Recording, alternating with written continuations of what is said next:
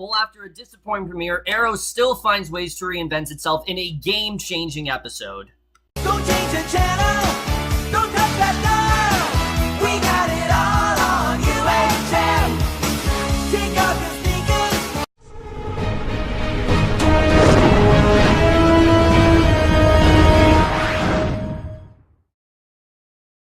Hey guys, it's Kim for Arrow, Season 6, Episode 2, Tributes, and I was definitely looking forward to this episode, but I'm not going to lie to you guys, after last week's premiere, I was really worried that Season 5 was simply just a fluke, and Season 6 was just going to get back to mediocre, repetitive story, and that it really wasn't going to be anything that great.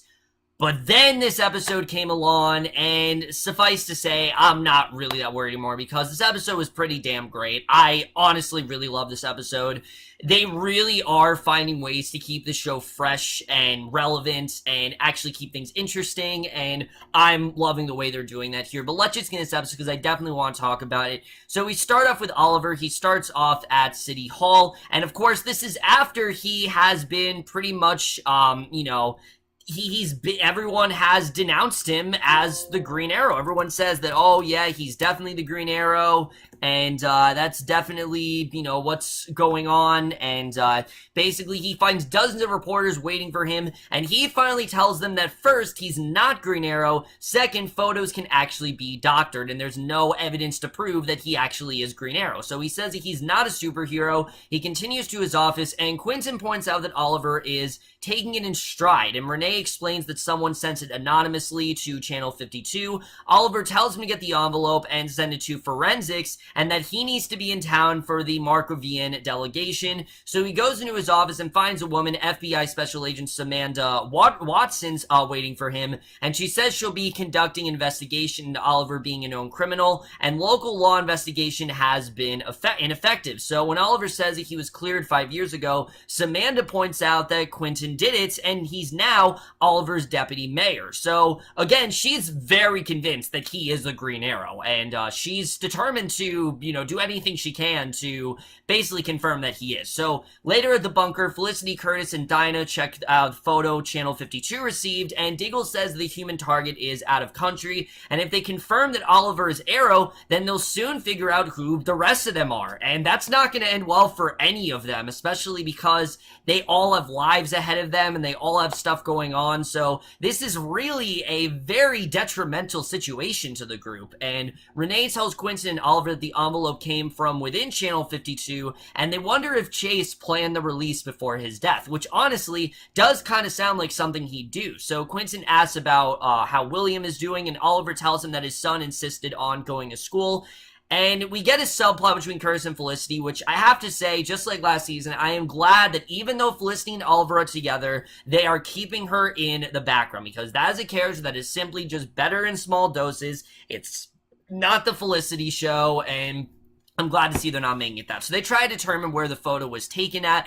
Felicity says that she's looking for a new job. He says that he's been doing freelance coding in his spare time, because remember, Argus obviously didn't really work out for her. So he says that he didn't take a dime from Paul's divorce, and basically, Oliver then takes reports to a vacant building that they're providing to Markovian Vortex Industries to build a high-tech company, and a reporter then asks him about the murder charge that the FBI are filing, but Oliver refuses to discuss it. So Alec Tarkov, the Vortex CEO, speaks up, says that if Oliver is Arrow, then they will double their investment, and a gunman then opens fire. Oliver tells the reporters to get to the van. Quentin then drives through the attackers and outside, but more gunmen are waiting, and Quentin then breaks to a halt. Anatoly then steps out and greets Oliver, and Anatoly says that they're there with Markovian cousins, and the Brodva mobsters drag the Vortex businessmen away and leave with Anatoly. So I thought, okay, maybe Anatoly's the one responsible. Maybe that's really what's going on here, and I thought it was really cool to see him here, definitely. So as they wait for Oliver, Diggle is pacing nervously, and Dinah's asking him if he's fine, and Oliver and Quentin then arrive, and Diggle then tells him that he has to stay out of it while they handle it, and they figure that Anatoly, since he showed up, he had to be the one to leak the photo to keep Oliver busy, because as we know, Anatoly wanted Oliver to become the Brodva, but Oliver turned it down and told him, no, I'm not going to help you with this. You got yourself into this situation. you gotta get yourself out of it, and this is kind of his way of doing that. You know, he wants to make sure things go his way. So as they work, Felicity asks Curtis about his secret programming work, and Curtis then traces Anatoly's payments to the local Broadva monsters, and I like the way that they made the subplot actually intertwine with the main plot here. You know, Supergirl, Flash, they don't usually do that a lot, but I'm glad to see Arrow actually do that here. I thought that was actually really cool. But Oliver and Quince are on the phone dealing with the Markovian consulates and the Vortex home office, and Quinton warns Oliver that Dinah is shorthanded, and Renee comes in and turns on the TV, and Bethany Snow is then reporting on the Broadva saying they want $20 million for the hostages or they'll kill them in 12 hours. So it's clear that they're just doing this to lure the Arrow there so, you know, Oliver can then expose himself and then they can just take Oliver with them. So they receive $20 million in insurance payouts and wonder how Anatoly actually knew about it. So the school calls Oliver, he tells Quinton and Renee that he has to go, and as they drive back home, Oliver asks William what happened, and William finally says that the kids who beat him up said that Oliver was Arrow, and he wasn't there to help William. So unfortunately, you know, he got his ass kicked because of it. So Oliver tells him to go for the nose of the biggest kid, and then his buddies will back off, and Felicity calls and secures the line, and then says that Anatoly is at a Russian restaurant, so thermal reading shows the hostage in an industrial cooler, and Oliver tells William that they'll talk about when he gets home, but he has to deal with his situation. So that night they move in on the restaurant, Arrow goes in, he fights his way through the mobsters while Black Canary and Spartan take on the others. Spartan then freezes up when he prepares to shoot one, and he takes him out in hand-to-hand as Black Canary glares at him, and Arrow frees 3 of the hostages, and they tell him that they took Alex. So basically, later at the apartment, Felicity shows the team's security cam footage from outside the restaurant, and Oliver says that he has to attend an interview with Samantha and is going without lawyers because he doesn't want to look like he has something to hide. So Reza then texts Oliver and says that William needs him. So Quinton and Renee then wait in Samantha's office. Renee tries to make small talk here, and she tells him that her patience is gone. And I like the way Renee was trying to stall her essentially, but she really was not feeling it. So just as Oliver texts to say that he has a family emergency, Samantha points out that the only evidence they have of you know, Samantha's death supposedly in a car accident was in accident reports and an autopsy that could have very well been fake. So she tells him that she'll have them indicted for obstruction if they're protecting Oliver, and then leaves. Because again, she is set on exposing him. She is very, you know, she is just dead set on him being the Arrow, which obviously is true, and she knows very well is true. But as we can tell, they're trying to derail her, and it's really not working here. So Oliver tells William that people needed help, so he had to run out, but he's there, and William says he doesn't want to learn how to fight, and he didn't know if Oliver will come back. The boy doesn't believe him and points out that if someone kills Arrow, then he won't have anyone, and Oliver says that he lost his parents, remembers how it feels. He promises that he'll never let it happen to William, and William tells him that it's really not up to him, and Oliver then gets a text, says that it's work. William asks which work, because he knows that, you know, Oliver has multiple jobs, and outside, Anatoly tells Oliver that he needs Star City's $20 million, and he explains that the Broadva exiled him because of his friendship with Oliver, and he's going to show that he's not weak, and that they're not friends, basically. You know, that's exactly what he's trying to do, and I thought this was actually a really good reveal, that we found that Anatoly's doing this basically to protect himself, so the Broadva, you know, doesn't, you know, that way he can become the Broadva in this way. So, again, it's very selfish, but Anatoly shows Oliver a video of Alec, who he has poisoned and will actually die in 3 hours. So, yeah, Anatoly is very much behind this. He's very power-hungry, and if Anatoly is not the villain this season, I'm going to be very disappointed, because scenes like this really do show how, yes, he can be an ally to Oliver, but he's also a very menacing presence, and I really do hope they embrace that this season.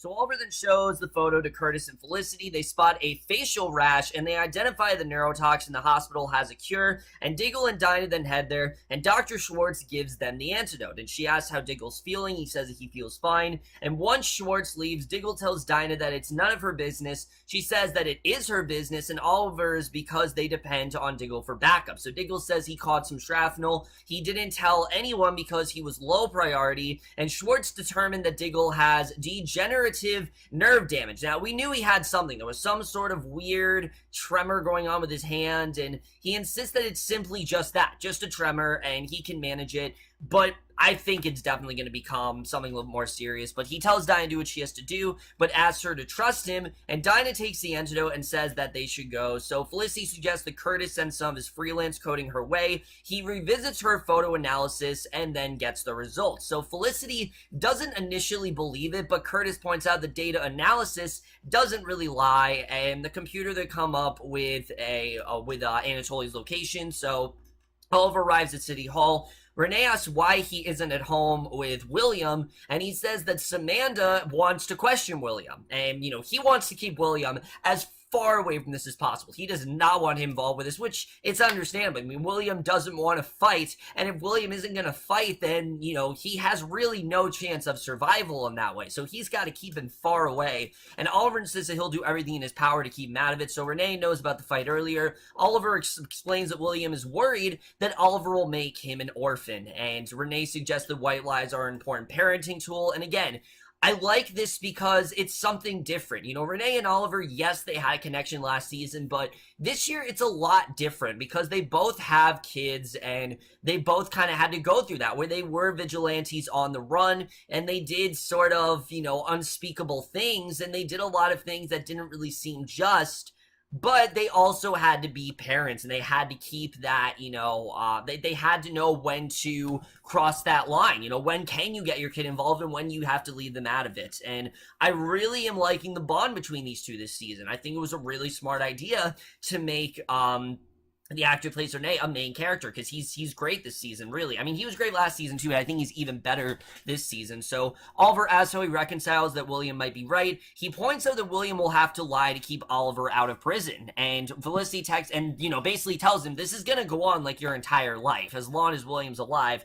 This will happen. So Felicity texts tell Oliver they have Anatoly's location. Renee says he's good to go out in the field, and Felicity then sends the team to an abandoned shipyard, but it's too large to pinpoint Alex's location, so Arrow wonders if Spartan's okay. Spartan says that he's fine. The Brodva attacks, and one of them gets the drop on Black Canary. Spartan unfortunately can't bring himself to shoot, so Black Canary finally takes her opponent down. The others fight through the mobsters. Arrow makes his way up to Anatoly, finds him with Alec. The vigilante then shoots him with an arrow containing the antidote, and Alec starts to recover, and Anatoly then shoots Alex dead, and points out that he never got his money, and Arrow wonders what happened to Anatoly, and he tells Arrow that he is still too naive and says that he didn't do anything to William because he's an honorable man even though they stand apart. And Anatoly wonders what would happen to William if he ran to someone who wasn't good. And when Anatoly starts to walk away, Green Arrow tells him not to move. Anatoly says that they know that Green Arrow won't kill him, and after a moment, Arrow asks why he leaked the photo, which, yeah, I mean, that's the thing. We know Oliver's not going to kill him because of what we saw last season, that Anatoly is the one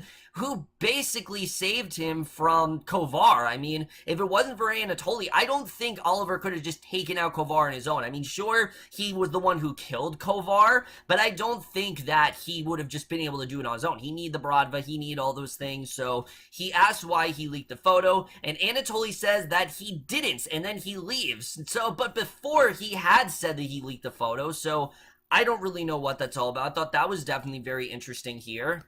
But then we see the next day he meets with Samantha and said that he'll open up his entire life to her with the exception of William. And when she objects, he's ready to tell her everything. Like, he's going to turn himself in. And when she objects, a junior agent comes in and turns on the news. And Bethany reports that Channel 52 has received conclusive evidence that the photo of Oliver as Arrow was actually doctored. And Oliver tells Samantha that he's not the man that she thinks of. And, Samantha figures that he is Arrow, and Oliver tells her to do what she has to do before leaving. So she knows very well that he's Arrow, but there's not really much she can do to prove her case, so she kind of has to shut it down here. I got the sense that because Oliver did this thing for Anatoly, that Anatoly now, I guess, stopped it from happening. I guess he just proved that it was doctored or whatever. I don't know. That whole part wasn't really presented as well as it could have been. It really wasn't clear to me how that all worked out. But at the apartment, Curtis points out to Felicity that the photo was doctored. He wonders who would want to frame Oliver for being Arrow, and Felicity figures that they'll worry about that in the future. So she then asks Curtis to go into business with her, pointing out the tech they've collaborated, and Curtis agrees, and Felicity admits that she already filed the paperwork. I will admit this was predictable, but I love seeing these two work together. They have such great chemistry, and I think this is definitely the direction for Felicity to go. It keeps her out of all the Team Arrow shenanigans, and, you know, keeps her firmly in the background, and I think that's where Felicity needs to be. Because, again, I have no problem with Felicity. It's just the show really did overuse her in season 3 and 4, and I think they've really learned better by now, so I'm glad to see that they're sticking with that. So at the bunker,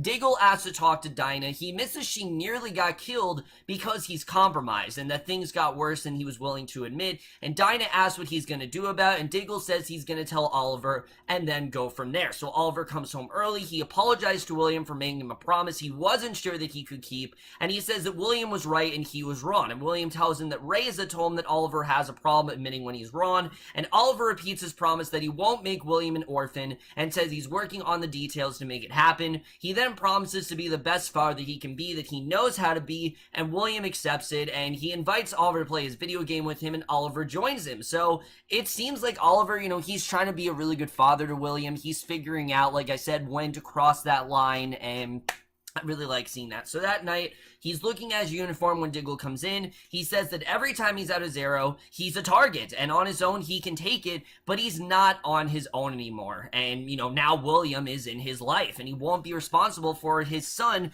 losing the only parent that he has left. Because, I mean, William already lost Samantha, and Oliver's doing all he can to try to make up for that lost time that he had with him. So he figures that Star City needs Arrow, but since he can't do that, he wants Diggle to take over, and after a moment, Diggle then agrees, and that is the way this episode ends.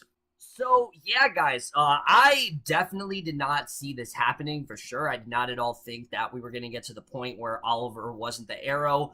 I'm going to say right now, though, I don't think this is going to last for that long. Like, I don't think it's going to be, like, a whole season where Oliver's no longer the Arrow. I think at most this is going to be till like till the mid-season finale. I think by the mid-season finale, Oliver's going to realize, all right, this isn't working. I need to be the Arrow again. I think that's kind of where we're going to go here. But I really like this direction. It actually makes a lot of sense because, sure, I mean, you can make the argument that, oh, Diggle has a kid too, but Diggle hasn't always been like as wanted as the Arrow has. And, you know, if something does happen to Diggle, you know, baby, his son does, I keep wanting to say baby Sarah, I know they changed the gender or whatever, but, they do still have, Lila is definitely still there, so he can always give the baby to Lila, but I don't think Diggle realizes what he's getting himself into, definitely. I think Diggle, this is not the smartest idea. I get where Oliver's coming from, for sure, that he understands that Diggle is the right person to do, because I don't really think there is anyone that could do it.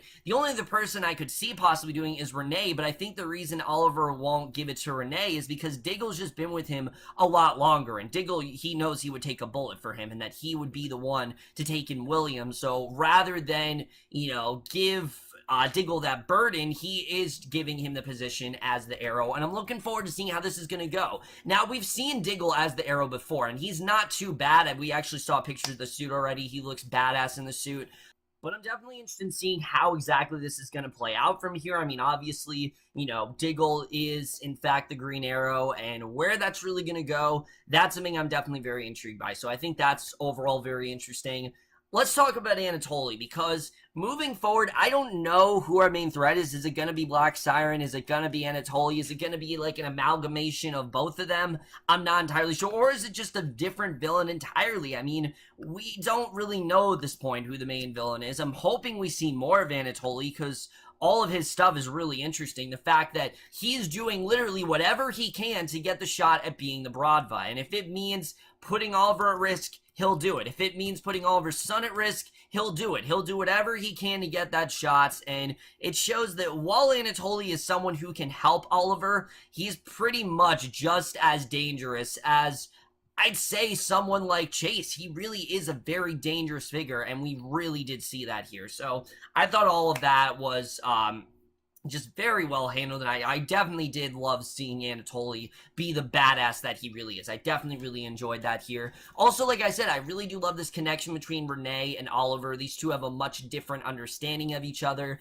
You know, they both had kids, and Zoe is still out there, we know Zoe's still out there, so the reason he's not going to give it to Renee is because the same thing would happen with Zoe. He's already been away from Zoe for a long time, and, you know, that's something that Renee can very much relate to, so I definitely really do like their whole, like, conversations about parenting. I think that stuff is definitely very interesting, and I'm looking forward to seeing really how far this this friendship's gonna go, because I definitely enjoy seeing that. And then as far as Curtis and Felicity working together, like I said, I think it's the right move. I really do. I think these two, they have such great chemistry. They work so well together, and they're always a lot of fun. So I'm glad they're keeping things fun with them and light. You know, you can't give Felicity anything too big, because then it just becomes really annoying after a while. So I'm glad to see they are confining her to the background, and I definitely enjoyed seeing that here. Overall, guys, this was a really great episode. Really, my only complaints, like I said, they didn't really explain how the photo was doctored, like how they were able to do that. I didn't really understand that. You know, who really framed Oliver? It didn't, you know, Anatoly said he didn't, but then he said he did, so we don't really have an answer there. Two, the actor who plays William really is not very good. I will definitely admit that. I know I don't know if he's a new actor or whatever, but he's definitely very shaky, and he really isn't the best. But other than that, guys, I really am enjoying the season. I think there's a lot of interesting directions for this season to go, especially with Diggle as the Arrow now. It's definitely a direction I didn't see the show going in, but again, it keeps things interesting, and I'm definitely all for that. And I'm absolutely going to give Arrow Season 6, Episode 2 Tribute a B+. So overall, guys, for this episode of Arrow, let me know what you guys thought of this episode overall. Love your thoughts. Like I said, really enjoying where the season is going so far. Definitely interested in how it really does play out here. But that's my review. Hope you guys enjoy. I'll see you guys in my next video, and I will see you guys for that. Okay, bye. It's so lonely when she's not